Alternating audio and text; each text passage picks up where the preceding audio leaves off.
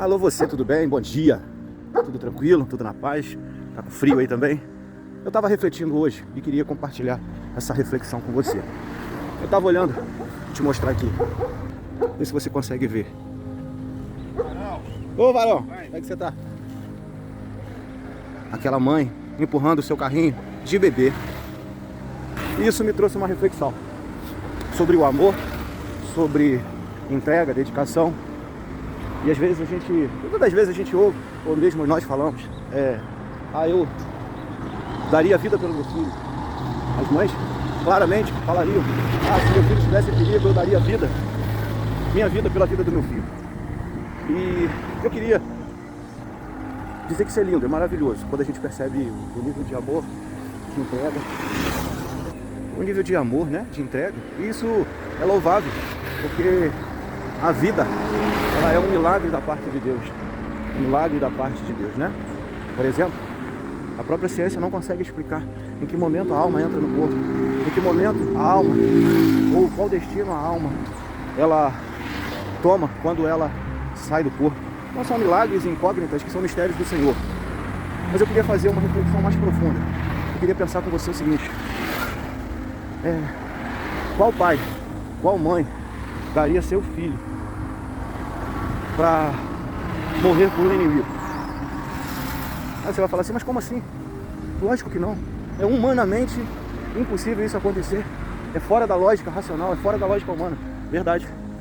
É algo fora da realidade, fora das considerações humanas, fora da ótica humana, fora das possibilidades e das considerações de alguém que ama um filho fazer algo tão tremendo. Não é verdade? Qualquer um falaria, não, eu prefiro defender meu filho do que colocar ele para morrer. Só poderia ser algo fora da realidade. E realmente é fora do normal, é fenomenal, é extraordinário. É extraordinário quando eu aplico essa ótica às escrituras sagradas. Mas do que você está falando, Lúcio? A Bíblia diz, e as escrituras sagradas, ela diz que certa vez Deus, na sua infinita bondade e misericórdia, decidiu amar o mundo de tal maneira que ele deu seu filho, o único filho, para que todo aquele que nele cresce não viesse a perecer, não viesse a ter uma morte eterna, uma morte espiritual, mas viesse a ter salvação eterna. Mas do que você está falando?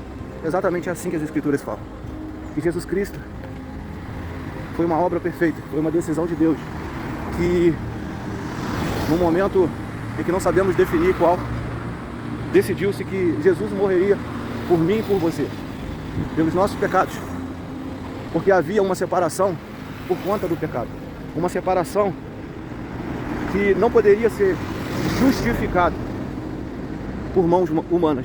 Nenhuma mão humana poderia justificar o nosso pecado, a não ser Jesus. E do que você está falando? Deus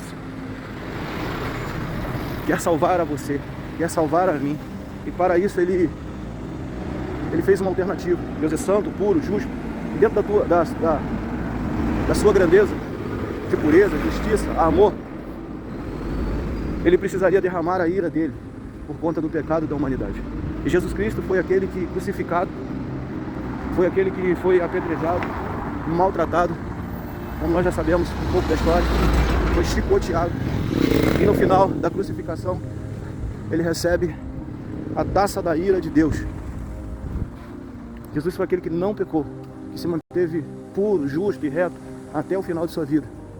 E recebendo a ira de Deus, ele passa a dar a possibilidade de todo aquele que crer, acreditar, aceitar a Jesus como seu Senhor, como aquele que te resgatou, como aquele que pagou a fiança do pecado, que pagou com sua própria vida o preço altíssimo, preço de cruz, pela minha e pela sua vida. E eu digo para você, alguém que fizesse tal grandeza, que tipo de sentimento deveria ter por cada um de nós? Ou que tipo de sentimento cada um de nós deveríamos ter? Que tipo de sentimento cada um de nós deveríamos ter por ele? Essa é a reflexão que eu quero te fazer. Alguém que se dispôs a morrer por mim e por você. Porque a morte dele significa salvação de cada um de nós. Cada um de nós que, segundo a Bíblia, segundo a revelação de Deus, cada um de nós que viesse a acreditar de que Jesus é Rei, Jesus é Senhor, Jesus é Salvador, Jesus ele é o Redentor da humanidade. Mas dentro dessa humanidade, esse um todo, existe aqueles que rejeitam a Jesus. E é isso que eu quero te perguntar hoje. Você, hoje, diante do que eu te apresentei, fazendo a comparação do amor, da dedicação, do carinho, do zelo por um filho que entregou o seu filho, você é um daqueles que rejeita ou que aceita Jesus? Porque aceitar Jesus não é apenas dizer que acredita. Não. A Bíblia deixa isso bem claro. Acreditar em Jesus é acreditar que tudo nele é verdadeiro. As suas palavras são verdadeiras. Mas que palavras você está falando, Hudson? Negue-se a si mesmo e me siga. Negue-se a si mesmo, pegue a sua cruz e me siga. Aquele que não morrer para o mundo e não nascer de novo, não pode ser meu discípulo, não pode ser meu servo. A Bíblia diz que todo aquele que aceitar a Jesus como seu Senhor e Salvador, diferente do que todo mundo aí fora fala, mas todo aquele que aceitar poderá ter o direito de ser chamado filho de Deus. Não é porque você é criatura de Deus que você pode ser chamado filho de Deus. Justamente por esse episódio, por essa marca na cruz, é necessário que você aceite a Jesus como seu Senhor e Salvador, para que possa vir a ser chamado filho de Deus por adoção. Assim que a palavra diz. Isso é um privilégio muito grande, indescritível, fora da razão humana. E eu queria te convidar a refletir e aceitar esse Jesus nesse dia. Que Deus possa te abençoar forte e grandemente. Amém?